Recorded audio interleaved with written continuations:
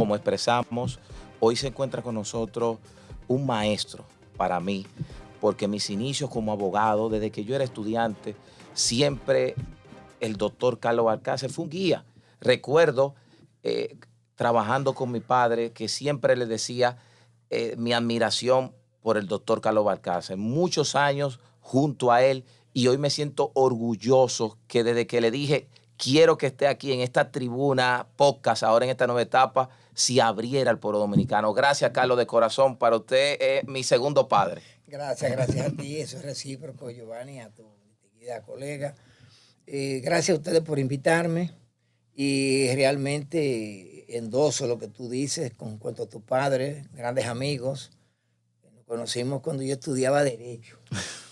En la publicitaria más grande que tuvo el país, no sé ahora los niveles porque me desconecté de eso, pero está todo bien en orden y también para mí fue un orgullo recibirte en mi oficina en tus primeros tiempos.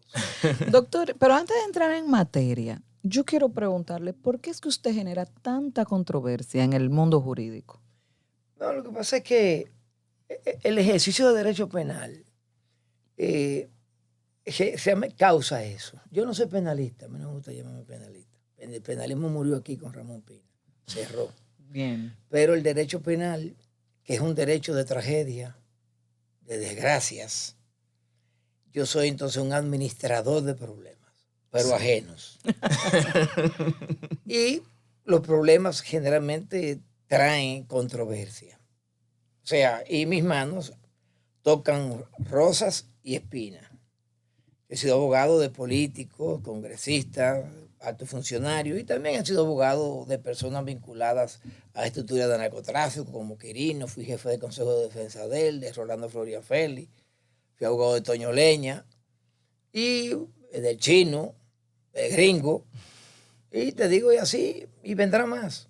Y también fui abogado como te dije, he sido abogado de funcionarios, del Ministerio Público, de militares, porque esa es la dinámica del ejercicio del derecho penal.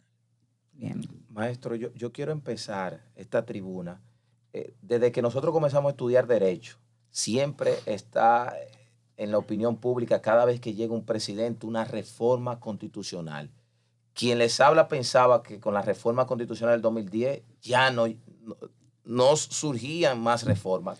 ¿Por qué tanta reforma? Y ahora el presidente Luis Rodolfo Abinader quiere reformar nuevamente la Constitución. Y si son válidos esos puntos a los que se refieren para precisamente justificar esta modificación y esta nueva reforma. Es que es sencillo, señores. No, señores, es sencillo. La modificación constitucional siempre ocupa el lugar en este país detrás de la reelección. Ese es el tema. No es para otra cosa. Lo que pasa es que viene con un enmascaramiento que es procurar un ministerio público independiente. Pero el presidente ha dicho que no va. No, pero yo recuerdo, fíjate, déjame decirte algo. Mi madre y su madre, y su padre, José Rafael, eran amigos desde Santiago. Cuando yo ni siquiera había sido gestado. Y ese tema de reelección, eso no se escuchaba nunca. Yo nunca escuché a José Rafael Abinader, ni cuando se programó o se proclamó como candidato a la presidencia con Fidia Jaristi como vice, que ahora está en el Constitucional, nunca lo vi a él apoyar ningún tipo de enmienda que procurara la reelección. Nunca. Ahora, y todos lo hacen, todos producen un discurso antirreeleccionista. Y cuando llegan al solio presidencial, inmediatamente ese virus lo exhalan.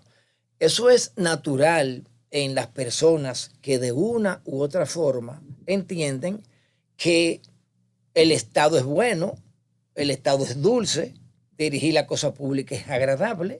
Son pocos los que tienen esos niveles de altruismo que renuncian, como un Mujica en Uruguay, pese a que fue jefe de los Tupamaros junto con Raúl Sen, dijo, no, a mí no me interesa reelegir. Ahora, ¿quién era reeleccionista? Joaquín Balaguer.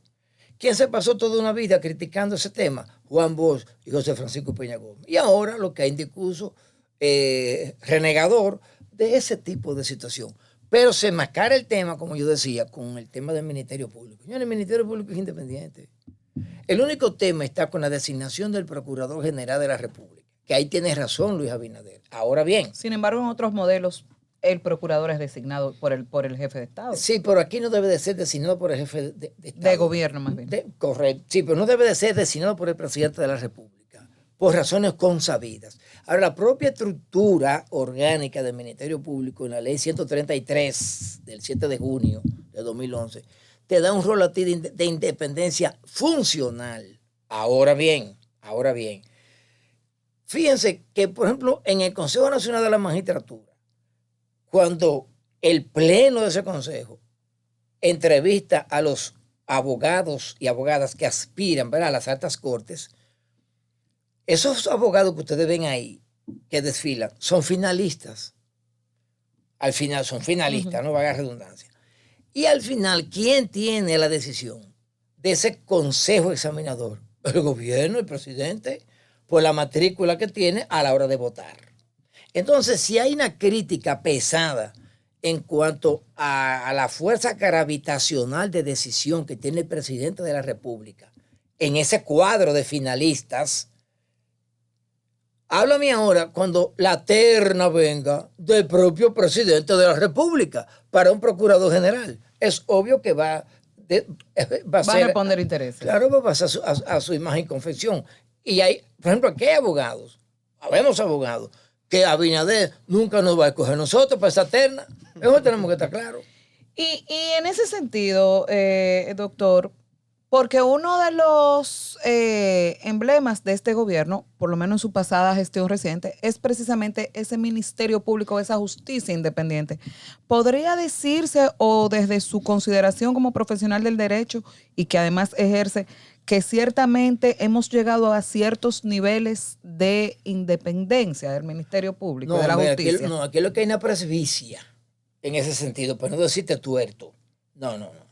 Aquí se soslayan los casos de corrupción acontecidos en sede del gobierno. Y yo te hablo a ti porque dije y lo sostengo, por ejemplo, que Miriam fue ahí a perseguir al PLD. Yo estoy convencido de eso. Y lo digo sin ningún tipo de bandería política, porque yo en primer lugar, yo no vivo de la política, en primer lugar. Yo vivo de mi trabajo, sudando mi toga romana.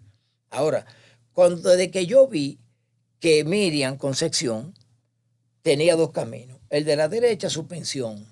Una pensión que alcanza casi $500,000 de pesos. Dedicarse a su muchacho, ¿no? Yo le digo a su niño, pero conozco desde pequeño, ¿no? Y a sus hijas también, con educación especial. Escribir sus memorias, ella. Hoy hubiese ido ya por la 20ª edición. Hubiese sido un referente de la justicia dominicana. Lógico, su hipertensión, su diabetes y sus 75 años a cuesta. Eso estaba a la derecha.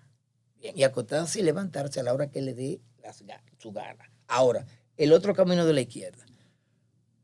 Duerme con ropa, allanamiento, a tumba puerta, coerción. Está temprano ahí, salí tardísimo de la noche, sin disfrute de sueldo. Entonces, no me digas tú a mí, si a eso tú le llamas una serena reflexión, para ver qué modifica el término reflexión, solamente eso se va a perseguir gente. Con un equipo de prensa diseñado y pagado para esos fines. Y un séquito de periodistas que, independientemente de que son talentosos, eso es verdad, pero son anunciantes. Pero precisamente, y qué bueno que usted toca ese punto, ¿por qué de unos años hacia acá hemos visto que casos que se supone que cuando apresan a alguien o hacen un allanamiento es para fines de investigación, se han mediatizado y se ponen en la palestra de la manera que se han expuesto? Cuando ya entonces la ciudadanía ya se crea el caso, la sentencia y todo, y entonces cuando el caso está ahí, uno lo que ya crea incredulidad. Antes lo creían, porque ese discurso terminó en el descrédito. El discurso predictivo de fuga, de obstrucción de la investigación, tuvo que las estadísticas. Oye, más hay ciencia predictiva con los fenómenos atmosféricos, con las tormentas, que le tiran varios focos de proyección que con un ser humano en la cárcel. O sea, aquí no hay una estadística seria pagada por ellos que diga, ven acá, vamos por parte. ¿Cuál es la estadística en materia de acusaciones de cuello blanco que obstruyen investigación? Que el término obstrucción no está en el Código Penal Dominicano. Este código, que es el que prevé sanciones desde 1884 por Lilis, de junio de 1884 hasta hoy, ese código no tiene la figura punitiva de la obstrucción de la investigación. No existe. O sea, aquí le dan cárcel a la gente en base a un temor de algo que no es ilícito. Ahora, en el nuevo Código Penal, creo que en el 332, está la obstrucción a la investigación y la obstrucción a la justicia. Son dos cosas distintas, pero ya sí está en ese código que el Congreso lo tiene ahí. Más de 20 años. Lo tiene aletargado por algo que aquí no hay jurisprudencia, que es por el aborto. Yo permanecí 8 años compilando jurisprudencia. Encontré de homicidio, estafa, abuso de confianza, hasta de fullería encontré yo jurisprudencia. Pero de aborto nunca, porque aquí el aborto no se litiga. La mujer que decide si es un aborto, ni el médico la demanda, ni ella el médico, ni el papá de la criatura, ni nada por el estilo. O sea, aquí no hay una sentencia de aborto. Entonces, naturalmente, irónicamente, ese caso inexistente en jurisprudencia, que no transita, el que hace del redil litigioso, es el que estanca el Código Penal. Pero para volverte a lo último, puedo decirte que ha habido, obviamente, una selección precisa y con un equipo, como te dije, de comunicadores. Hoy tú abres las noticias, hoy, ayer, concentrándose con el tema de con el caso Pulpo, del Frompel. Y hace una semana, volviendo con el tema de Girón. Eso ya no es noticia, y eso cansa. Y ustedes como comunicadores entenderán, eso no es noticia, ahí no hay novedad. Ya eso se dijo. Cierto, verdadero o falso, ya eso se comunicó, ya eso se dijo. Ahora, ¿qué es lo que está ocurriendo? Que cuando vienen anunciantes que drenan al Estado con millones y millones de pesos solamente para anunciar, donde no se ve el talento de un periodista, el talento de un periodista, como Vivaldi, por ejemplo, no se ve en un anuncio. No. Se ve en un análisis noticioso que tú hagas, en un análisis o un caso de investigación que tú hagas. Pero no con esto lo demás. Estos son un grupo de vive bien en base a anuncios, y el día que no le llegue el anuncio, que a veces utilizan el anuncio para chantajear a familias pudientes. Entonces, a partir de ahí, ellos se vuelcan, porque con un boomerang, se vuelcan en contra del Estado, porque no le dan los anuncios. Carlos, tratando el tema del Procurador General de la República. Perdón, Giovanni. Sí. Anunciado por el gobierno 8,000 millones para esos fines. O sea, eso es inocultable. Excúsame. Querido Carlos, quiero retomar nuevamente el tema del Procurador General de la República. Hasta el tema de la inamovilidad. Muchos dicen 2 años, otros 4 años, pero también hemos observado que escuchamos nombres, el caso de Jorge Antonio Subero Isa, observamos a una Jenny Berenice Reynoso, que la conocí hace muchos años, siendo estudiante, que se ve como desesperada hasta en actividades políticas, ella presente como parte de la Procuraduría. ¿Cuál es la verdadera situación que hay con este tema? No, mira, vamos con lo último. Mira, en cuanto a Jenny Berenice Reynoso, no obstante la tengo como antagónica en un caso de trascendencia, pero no, ella será en esos tiempos, sí. ¿No? Pero ya no, ella no está militando, no se nota, no. Con temas políticos no, en principio. Y ella de una u otra forma ha lanzado el tobogán de la investigación a nombres vinculados al Estado. Ahora, una cosa es que ella ligue esos nombres vinculados al Estado y una cosa es que proceda a sometimiento a sede de justicia. Son cosas distintas. En cuanto al tema del procurador, hay una controversia, y es que la ley orgánica establece un mínimo de edad para poder ser miembro del Ministerio Público, pero también te establece una edad tope. A los 75 años hay que sacarte de ahí. Bien. Pero sin embargo, dice que las condiciones para tú ser procurador general son las mismas para ser juez de la Suprema Corte de Justicia. Ahora bien, por un lado, la propia legislación aconseja que hay que apartarte. No puede permitir que tú cumplas los 72, 76 años en la Procuraduría. Entonces, ¿cómo tú aspiras a introducir a un abogado o una abogada que ya cumple los 75 años de edad? Sí. No tiene sentido. Ahora, de que el señor presidente está procurando un para redundancia, un procurador general. Sí, y eso implica que no ha posado la esperanza en Jenny Berenice Reynoso Gómez. Doctor, Ese es mi criterio particular. Ahora, yo fuera el presidente, yo la designara a ella. ¿Usted entiende que ella haría un papel Sí. imparcial y que garantizaría justicia más allá de que usted mismo ha dicho que hay un ministerio público que se dedica a perseguir de manera por eso que te puntual lo digo, y ella es parte de, que yo fuera, ese ministerio? por eso es que yo fuera Luis, yo la pusiera a ella, porque ella obedece a ese esquema. Entonces no sería independiente. No, yo no he hecho independiente. Yo estoy diciendo de acuerdo a lo que Luis quiere y a lo que Luis ha trazado. Oh, pero es que Luis lo que quiere es que sea independiente. Dice él. Ya lo has dicho. Dice él. No hay tal independencia. Vamos a ir a una pequeña pausa y retornamos con esta interesante Claro, entrevista. tenemos que retornar con el Intran.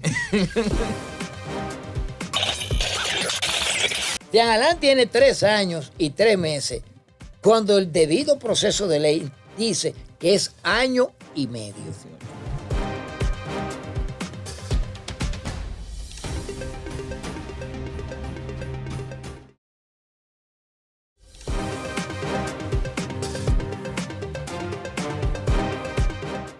De regreso en Tribuna Podcast y estamos conversando con Carlos Balcácer, abogado de los tribunales de este país y, como yo decía en principio, bastante controversial. Y, doctor, yo no puedo dejar que usted esté aquí y yo no preguntarle, y sobre todo que usted ha estado muy movido en estos días en las redes por un videito que hay por ahí con un controlcito por el tema de los semáforos en este país, el Intran, el apagón, lo que dijo Morrison. Fíjate, el tema del Intran y el comunicado de Morrison, yo no me explico por qué no permitió preguntas. Es un tema que hasta hoy, ustedes me lo van a dispensar, yo lo tengo vedado dirigirme a él. Bien. ¿Por qué? Porque Transcorp Latam está analizando el comunicado. Es un comunicado que de analizarse se necesitan documentos, aportes, elementos de juicio, y todavía Transcorp Latam no tiene esos elementos disponibles para una declaración de prensa. Por eso te lo digo. Que pueda venir mañana o pasado, sí, vendría una respuesta. O quizás tampoco venga la respuesta. Pero yo estoy sujeto a lo que me diga el cliente. El cliente me dice, Balcácer, no, por el momento no tenemos declaraciones. Perfecto, pero desde que el cliente le diga, usted tiene que venir a darnos esa declaración. ¿Perdón? Desde que el cliente le diga, usted tiene que venir aquí a darnos esa declaración. Sí, es una promesa Perfecto. mía, claro que sí. Pueden contar conmigo en ese Bien. sentido. Entonces, maestro, podemos decir con estas declaraciones, es importante esa presión mediática que hoy incide en la justicia dominicana. O sea, la presión mediática. Sí, pero lo que ocurre es lo siguiente. Sí, pero esa presión mediática, poco a poco, está siendo refractada. Por ejemplo, ¿qué hace la Procuraduría con los jueces del caso de Jean Alain Rodríguez Sánchez? Ya están enviando mensajes, comunicadores. Pues eso fue el tribunal, que a los tucanos, que hizo tal cosa, que los 3 brazos. Pero vamos a una cuestión. Porque son periodistas, inclusive, que se quieren meter abogados después de viejos, por cierto. Y no analizan, por eso es que no tienen, o sea, el talento ellos no lo ponen al servicio de lo que ellos critican. Porque búscate una sentencia, busca el fallo, búscate el fallo de Tucanos, los 3 brazos, el número 13, lo que tú quieras, búscalo ahí. Entonces, dime, búscate Odebrecht, analiza Odebrecht, donde, según la Suprema Corte de Justicia, donde tuvo el déficit. Entonces, analízate eso, hazlo si tú quieres, con una rueda de abogados, o tú solo hazlo. Analízalo, pero ellos no hacen eso. Ellos que lanzan un discurso mediático, como tú dices, de presión, porque se llama presionar a la justicia, no coaccionar, presionar a la justicia, para que la justicia falle, rinda decisiones acorde A una respuesta social. No, a los anunciantes de ellos. Ese es el problema. Doctor, y por ejemplo, en el caso de Jean Alain, que hemos visto que ese ha sido un caso que hasta abusa, diríamos, independientemente de que sea o no sea culpable. No hay que ser un experto para entender que muchas cosas se han violado sobre el derecho de él en su condición de detenido y demás. Se hablaba incluso de un expediente que estaba totalmente blindado y demás. Pero hemos visto todo tipo de cosas que han pasado ahí y ese caso como que sigue en el aire. A la larga, en términos jurídicos, ¿procede todo lo que se ha hecho? ¿Cómo se ha llevado el caso? ¿Y cuál sería jurídicamente el desenlace que ese caso debería tener? Pero fíjate, el propio juez, el juez de la instrucción, el juez de la audiencia preliminar, dijo, lo que pasa con unos tintes de Poncio Pilato, pues yo no veo nada en los bienes inmuebles de ilicitud de este señor. Pero él prefiere que sea un debate en sede de colegio de jueces. O sea, el colegiado donde estamos ya fijados con audiencia, que se debata eso. Un juez que analiza la acusación, el juez que enjuicia la acusación, no es para que delegue en otros jueces, porque tienen nueva categoría. La categoría de un juez de la instrucción que emite un auto de envío a juicio es una decisión atributiva de competencia. Y tú tienes la misma resiedumbre judicial que 3 jueces de un colegio que un colegio de primera instancia. Entonces, él en principio ahí no vio nada, absolutamente nada. 2, si tú estás tan blindado con un cuerpo probatorio, ¿por qué tú tienes que agarrar un delincuente 24/7 que tú como Ministerio Público lo colocaste en Interpol con letras rojas, tildado de delincuente peligroso, de nombre Rafael Estefano Cano Sacco? 1. 2, un individuo que tú entrevistaste a 27 personas y las 27 todas dijeron que como un meandro, todo murió en un mar llamado Estefano Sacco, que le entregaron a él más de 700 millones de pesos. 3, ¿y cómo tú logras la sentencia de extradición? Que la tenemos, por cierto. Y tú vienes y renuncias a ese procedimiento de extradición y tú no le aceptas a él. Porque no estoy con esto, porque no quiero que me malinterpreten. No es que él dio dinero y que es un misterio que no se sabe. No. Ese señor no entregó un peso.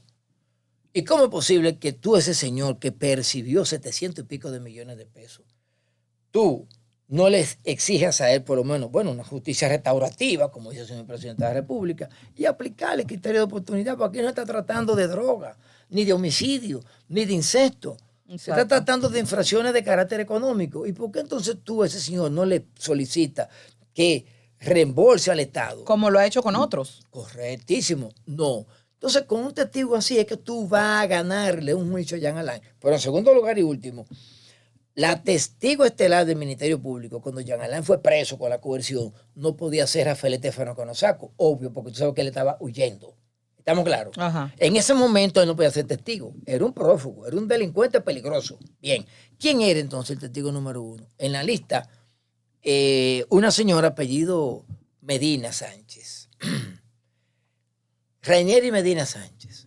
Esa señora después fue condenada por el tercer tribunal colegiado de la provincia de Santo Domingo Oeste, sede en Herrera, a 5 años, porque se llevó un furgón lleno de electrodomésticos. Y ella, una delincuente redimida, naturalmente, porque ella admitió y todo, y le suspendieron 3 años. Pero dime cómo ella purgó los otros 2. En su casa. En su casa. En silencio, porque será testigo. Entonces, con testigo así es que tú vas a autotitularte de bloqueado. Además, otra cosa, finalmente. Bien, es que si tú tienes una acusación blindada, yo no necesito eximir a 1, a 2, a 3, o a 100 o a 20 de un tipo de negociación. Cuando es que yo estoy blindado, yo te busco a ti también y te ingreso al redil. Porque ya yo tengo todos los elementos de prueba. Correcto. Entonces, en ese sentido, porque a mí lo que me llama a preocupación es que se cree un precedente en base a falencias en el debido proceso, que eso pueda servir mañana para que a cualquier hijo de Machepa le pase lo mismo. Correcto. Entonces, ¿cuál será, a final de cuentas, o qué es lo que se corresponde que debe ser en un caso como ese, ha sido tan sonado? En un caso como ese, lo que se corresponde en primer lugar es haber dispuesto la libertad, la excarcelación de ese imputado. Pero Jean Alain tiene 3 años por eso, señor. Increíble. No, 3 años y 3 meses. Jean Alain tiene 3 años y 3 meses, cuando el debido proceso de ley dice que es año y medio. 18 meses. Año y medio. 18 meses. Y que sí, en esos 18 meses, igual, porque es un caso complejo. Claro. Y si no fuera complejo, al año hay que colocarte en libertad. Lo que pasa es que hay un déficit en cuanto al personal de justicia. Y también un déficit, por vía de consecuencia, en cuanto a las áreas físicas de justicia. Me explico mejor. En el Distrito Nacional hay 4 colegiados. Los 4 están llenos ya. Uno con Antipulpo, otro con Coral, otro con Jean Alain. Y no sé cuál es el otro que viene de camino. No puede ser. Sin desmedro del salario de las secretarias y empleados, que es el mismo. Bien. Entonces, ¿qué ocurre? ¿Cómo es posible que de acuerdo a la distribución geográfica del crimen, tú tengas solamente 2 colegiados en esa franja de terreno que es Santo Domingo Oeste? La Charles de Gaulle, la Ciénaga, Los Minas, 2 colegiados y una corte con 2 salas. Un desastre. ¿Cómo se resuelve eso? No hay forma. No, hay forma. ¿Cómo? En Santo Domingo Oeste, que es una zona crucial, bien, colócame 2 colegiados más 4 y ponme 4 salas de corte, porque en el Distrito Nacional nada más hay 3 salas. Y aquí no hay tanta controversia jurídica. Y ponme para Santo Domingo Oeste, por lo menos, 3 salas más. Bien. ¿Por qué eso no se puede? Porque el Poder Ejecutivo le retiene dineros propios, de presupuesto propio del Poder Judicial. Y estos zánganos son incapaces de reclamarlo. De reclamarlo y hacer una huelga. Como le hizo en una ocasión realmente el Colegio de Abogados con Hernández Díaz, en coordinación con muchos jueces. Pero estos jueces no son capaces de eso. Ahí está la solución, para que le envíen el dinero al Poder Ejecutivo. Incluso dame otro detallito. ¿Cómo es posible que un juez de corte o un juez de primera instancia, a diario ahí, disponiendo soluciones 30 años, soluciones 20 años, 30, 20, 30, en un sinnúmero de presupuestos delictivos? O sea, que su salario debiera de ser de 200,000 pesos de primera instancia. Eso le quería preguntar. No, pues hay que frenarlo porque no hay presupuesto, pero hay presupuesto. Sin embargo, ¿cómo se maneja? Porque, y yo siempre decía, a propósito de tantos casos de corrupción, una cuestionante era precisamente recursos humanos y presupuesto para que el sistema de justicia pudiese funcionar. Correcto. Y entonces, desde su visión y sabiendo las deficiencias que existen aquí con los salarios en todos los niveles, el tema de los jueces y del personal judicial, en comparación con otros países, para nosotros decir que podemos acercarnos. Claro. El tema de la diferencia, ¿cómo es en comparación con otros países, tal vez hasta de la región? No, el salario más pobre es de un juez de República Dominicana. El más pobre. Por eso, mira, entonces lo penoso de este caso es que un juez, cuando hace carrera y por A o por Q termina, o sea, se le es difícil, se le permite ejercer. Pero después que tú transcurres 20 años en el Poder Judicial. Que se acaba en el Poder Judicial. Nosotros, Carlos, lo hemos vivido en carne propia. El otro día yo estaba en un tribunal y un juez que yo lo conocí. A Juan Hirohito, sí, estuve en la Suprema, el único que está ejerciendo. Bueno, y a Gelán yo estuve con ella en estos días. Pero eso es extraño, porque es que el juez es un sacerdocio que tú lo llevas de herencia hasta con el retiro. Entonces, un ser así, que es difícil, es como yo digo el amor de madre. El amor de madre, para mí, no es un juez de la tierra. No, para nada. No, digo, el amor de madre no es un producto sentimental de la tierra. Es algo sobrenatural. Es algo intergaláctico. Yo diría, la función de juez en una sociedad como esta, que por lo menos en esta atmósfera cultural, en esta órbita cultural, de tantas precariedades, intervenir como juez, aplicar la pena condigna. En este caso son 20 años, pero delincuente infractor primario, condiciones socioeconómicas de su familia, que lo establece el código, tomarlo en consideración, una crítica de la parte contraria y si no, una crítica de la otra parte. Entonces, y teniendo que llevar un ritualismo en cuanto a sus gastos, su presupuesto, que si va al play no te puedes poner una cachucha del escogido, porque si le dan un batazo a uno de los peloteros, tú no puedes ser juez de ese caso. O sea, con tanta estrechez. Y encima de eso, entonces, señores, encima de eso, tú ahora le vas a acorralar el salario. Acá, Eso no puede ser. Un salario de un juez debe de ser lo más elevado. Y tú ves, por ejemplo... ¿Y las garantías de seguridad? Pues yo vi a Iván Jorge Cortiña, que ahora lo veo criticando en un periódico. Un hombre que se llevó mensual 700,000 pesos mensuales. Dice que para su casa, pues un crimen.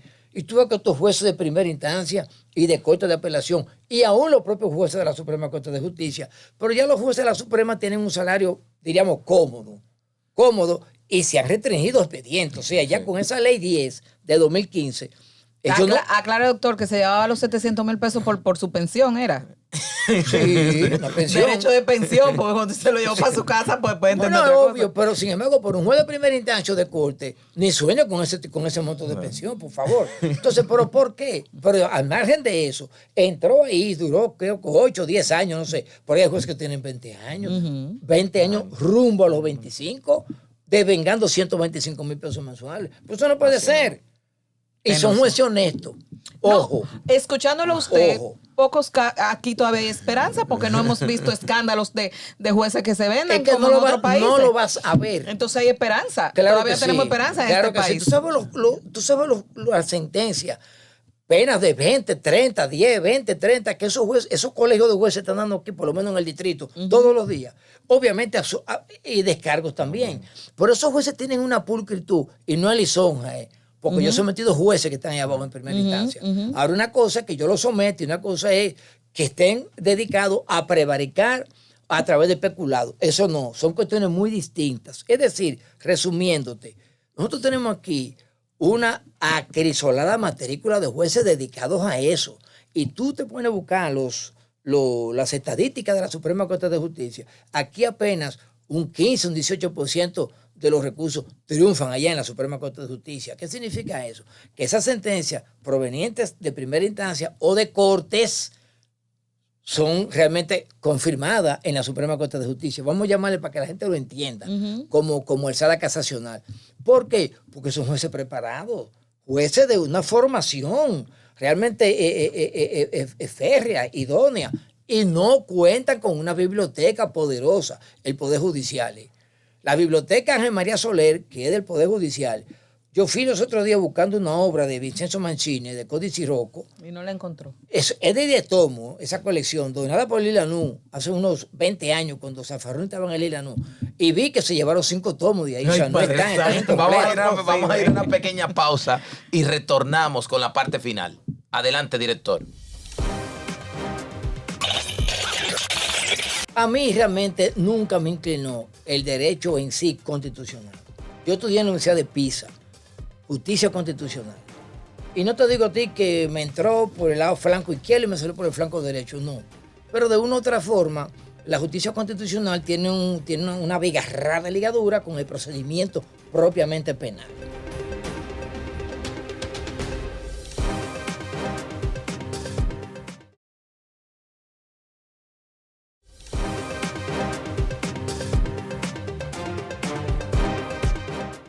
Seguimos en Tribuna TV Podcast. Carlos, yo lo quiero aprovechar en sentido lato, como decimos nosotros los abogados.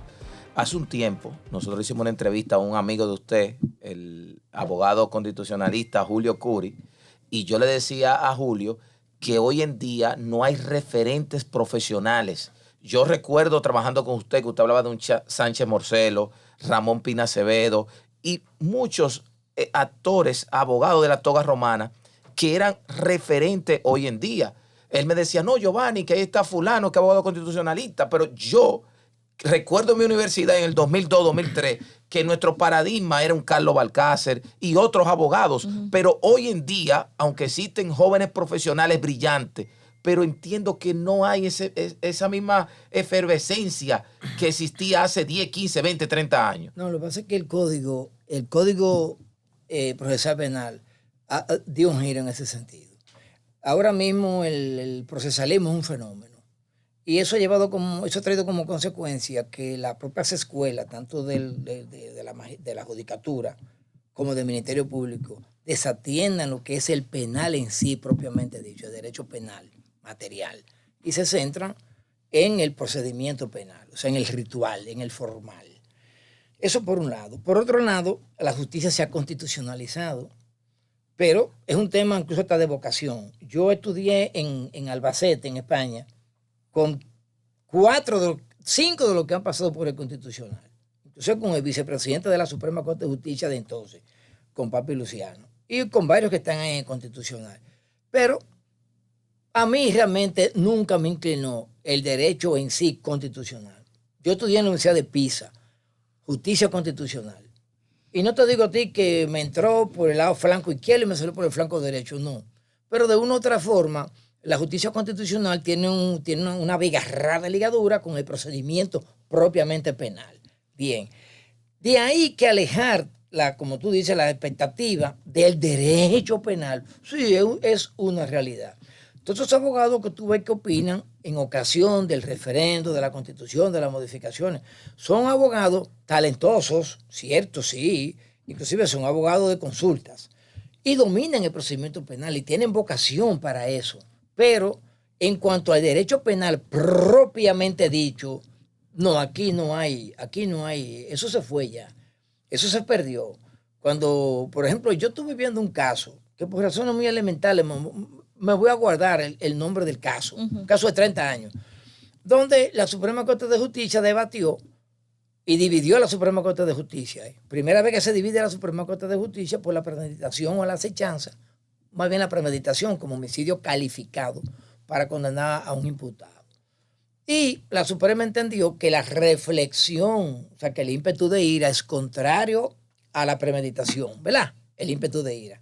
Y que el ímpetu de ira que tuvo ese sujeto pudo haberlo mermado, apaciguarlo o enervarlo en 15 minutos.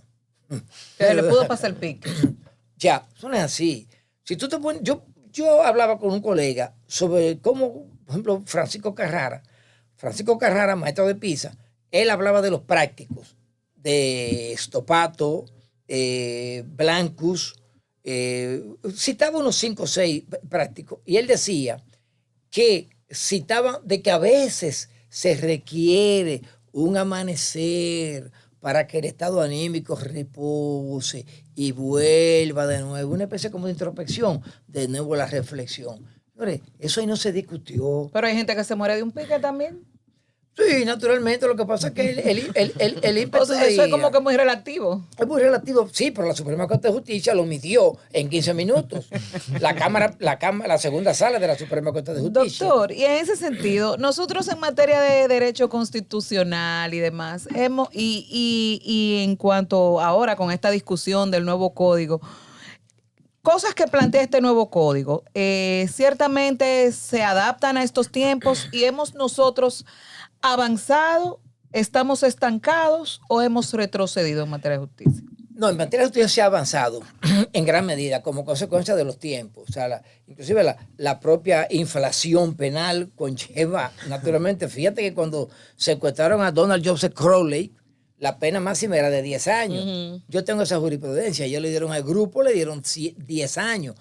Corte redujo a 7. Suprema Corte de Justicia, no, obviamente lo dejó así. Tú secuestras a un coronel norteamericano en estos momentos, oye, a ti nadie te quita 30 años de encima. Sin embargo, fíjate que en la nueva legislación que está letargada en el Congreso, el secuestro ahora ha sido mitigado. Me explico mejor. Hoy, le pasaron un paño tibio. No, pero es necesario, es científico, es de precaución y disuasivo. Oye, ¿por qué? En la ley de secuestro actualmente, de post-Crowley, que se endureció, el cómplice que llama por teléfono, el que coge una llamada, el que presta una habitación, el que alquila un vehículo, le cambia los 30 años raso a todos. Igualito. Bien, que es una injusticia. Bien, la nueva legislación trae un secuestro de que de los primeros 5 días, si tú obviamente no obtienes el precio de rescate o la libertad de presos y no le infringen ningún tipo de daño al secuestrado, entonces la pena a ti que te cabría sería de 2 a 5 años. Para que haya un arrepentimiento activo. Y es para persuadirte. Y eso está bien. No dale 30 años como quiera, porque si tiene a la persona secuestrada, la va a matar. La va a matar. Y eso es lo que hay que evitar. Por ejemplo, te voy por ahí. Pero hay muchas inexactitudes. Por ejemplo, ahora mismo el robo que viene tiene 32 circunstancias agravantes. Un desastre, una locura. El robo agravado. Ahora ahí viene la escena feminicida. Si tú le das al que estaba al lado, a la cuñada de la mujer, también te acaba en 30 años. O sea, pero como quiera, se ha avanzado en justicia. ¿Por qué? Sencillo. Ese Código Penal que hoy día 5, estamos hoy, Sí. 5 de 1800, de 2024, llegó aquí una mañana de un 9 de febrero de 1822. Lo trajo el glorioso ejército haitiano, la consultoría jurídica. Digo glorioso porque fue el primer ejército que barrió con las relaciones esclavistas de producción. No como este ejército de ahora, que 12,000 pesos para cruzar. No. Por favor, con Boyer. Ese código se implantó aquí, ¿verdad? Pero formalmente quien le da el etiquetamiento legislativo es el pacificador, Ulises Heró Lebel. Bien. Desde ahí hasta hoy, con algunas modificaciones sustanciales, como la Ley 24 de 1997 sobre violencia generalmente intrafamiliar y golpes y heridas inferidas voluntariamente, se avanza, pero necesitamos naturalmente un instrumento punitivo de más efectividad, de más puntualidad. Fíjate cómo la Suprema Corte de Justicia, con el tema de Odebrecht, se sintió atada de pies a cabeza, porque decía, espérate, es que aquí, y eso yo lo decía en el caso Renault, es que aquí no, en la figura del enriquecimiento ilícito no está tipificada. Como yo decía también, ahora con el tema el tema de lavado. Aquí todo ya lavado, todo te lo imputan como lavado. Entonces, ¿cómo es posible que si ya me llame Alán, Juan Pérez, Luis Díaz, en los bienes inmuebles, en tu amplia o pequeña alforja de propiedades, no se ha vislumbrado ningún tipo de ilicitud? Que esté establecido. ¿Cómo es posible que haya un inmueble que tú sabes que data de 20 años antes de esa persona transitar por la cosa pública? ¿Por qué tú le colocas eso ahí? Dos. ¿Por qué tú dices que hay que demoler, este término de ingeniería de suelo, hay que demoler la penitenciaria de La Victoria? Y los Abinader metiéndole cuarto de mano. ¿Por qué? No hay que demoler nada. 3. Tú has escuchado, oye, los críticos, no, que un terreno que no era el factible para eso. En los grandes aguaceros, los diluvios que han caído, fundamentalmente del 4 de noviembre. Yo te pregunto, ¿ustedes vieron La Victoria negada? No. ¿Y por qué? Ahora, lo que tú has visto es Palacio de Justicia negado. Ese sí. Entonces, hay que repensar el tema de la política persecutora de la llamada corrupción. Yo no estoy negando que no haya corrupción. Pues, la delincuencia es un fenómeno de la vida, es obvio. Pero tiene que haber una reflexión, un repensamiento o una reingeniería en cuanto a qué yo voy a someter por corrupción y por qué no. En qué caso yo voy a aplicar un criterio de oportunidad, que yo estoy de acuerdo con eso. Doctor, acumulación de deuda o pena de muerte. ¿Estamos preparados aquí para eso? No, pero mira, escúchame, óyeme, mira, tú sabes una cosa, ¿tú te recuerdas cuando Jean Alain lo llevaban con un casco protector y un chaleco? Sí. Bien, ¿recuerdas, verdad? Sí. Bien, y 28 policías, un río de militares, bien. Fíjate que cuando a él le varía la medida la cesación de la prisión preventiva por arresto domiciliario, ya iba con su chaqueta azul, Sí. y su camisa blanca, con un policía a veces. Uno. ¿Por qué cambió el tema? O sea, ¿por qué ya el casco protector ya no es necesario? O sea, tú me dices a mí que ya es francotirador, que tú temías que lo mataran. Ya se fue. Porque él lo podía matar mientras estuvo preso. No porque tú lo metiste en la cárcel junto con la gente del ARBA, de San Cristóbal. No me vengas tú con eso. Entonces, eso significa que no hay un norte. No hay. Y cuando las cosas marchan así, se llama improvisación. Te termino con esto. ¿Tú te recuerdas? Mira, en Estados Unidos, después de los mausoleos de Abraham Lincoln y de George Washington, solamente hay algo que se llama el Congreso de Estados Unidos, que es lo más, eso respira respeto y solemnidad. Lo más solemne. Bien. Y hay un grupo de sediciosos encabezado por Donald Trump, que ahora dijo que no tiene que ver con eso. Ese grupo, ¿sabes cuántos muertos hubo ahí, verdad? 6 muertos. Y hubo uno que agarraba el podio de la Pelosi y se lo pasaba, ¿sabes por dónde?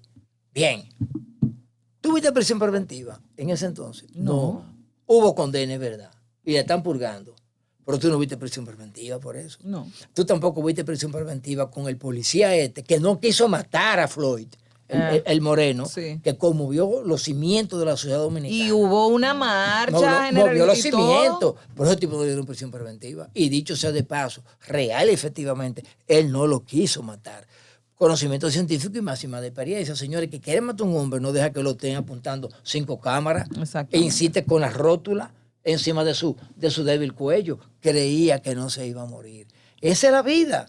Pero allá conocen, porque allá está la dictadura de la ley. Ese es el problema. Allá un O.J. Simpson se le fue entre las piernas a la fiscal Marcia Clerk con los guantes ensangrentados, y con los audios de la mujer pidiendo auxilio. Pero se le fue. Porque allá existe eso. Ese es el problema. El debido proceso. Tenemos que irnos, pero antes, Carlos, yo le quiero hacer una pregunta en el ámbito político de los jóvenes que hoy muchos de ellos están envueltos en la política. Hemos observado que usted decía en principio de la entrevista, no, yo sudo mi toga romana, yo me gano mi dinero con el ejercicio profesional. Hemos observado en los últimos tiempos muchos abogados jóvenes queriéndose, digo yo, engancharse a políticos, comenzar a dar opiniones. También hay abogados de trayectoria que están en ese juego.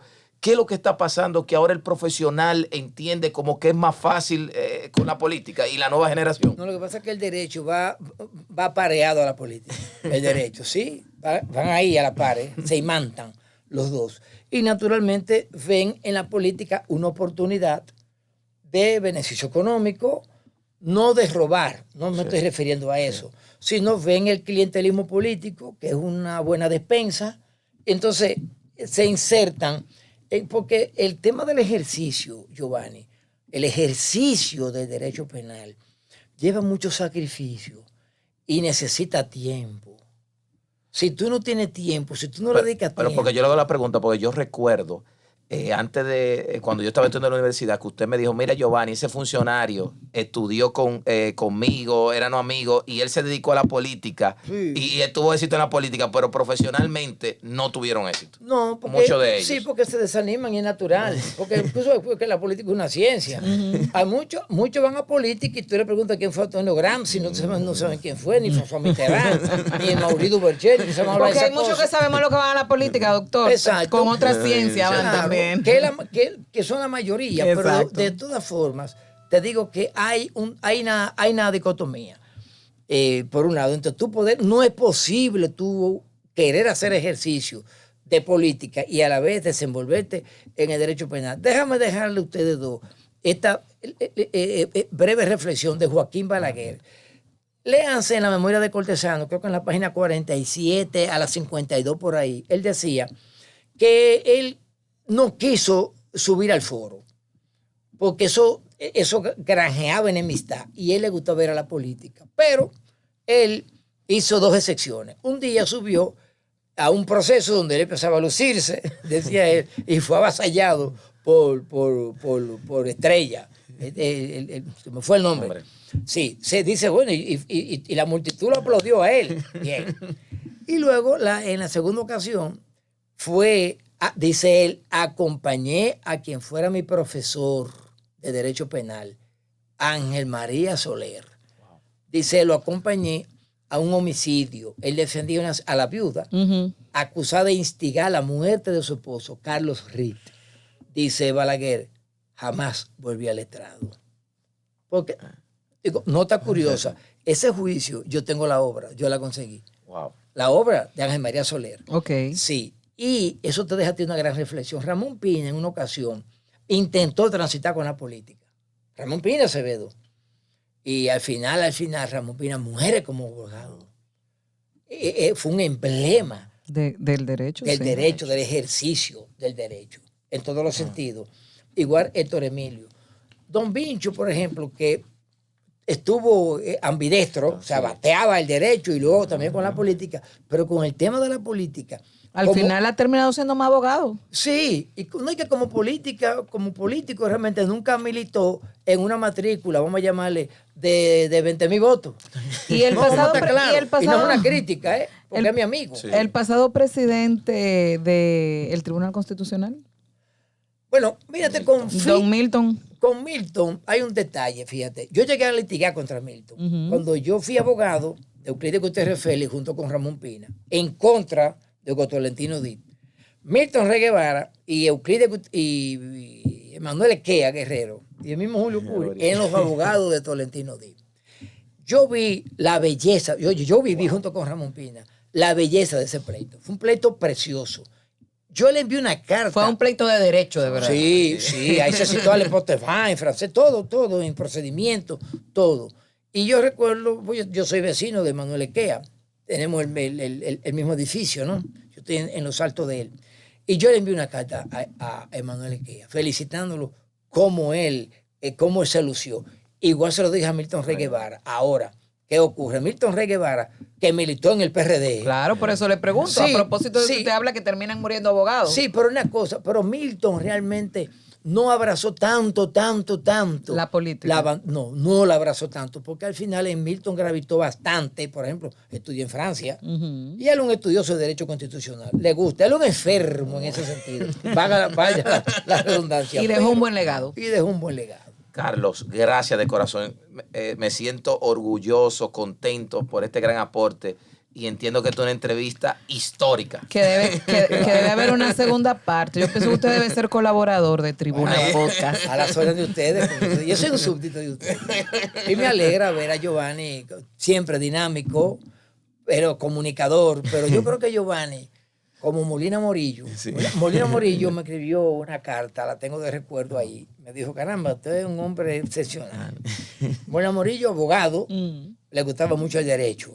Y es cuando el caso Orlando Martínez, cuando yo fui abogado de los generales, él y yo tuvimos un par de entrevistas, incluso hasta me menciona en su obra Recuerdos Imborrables. Pero yo veo en Giovanni muere como periodista. No como abogado. Muchísimas gracias, doctor. Adelante, será hasta una próxima entrega.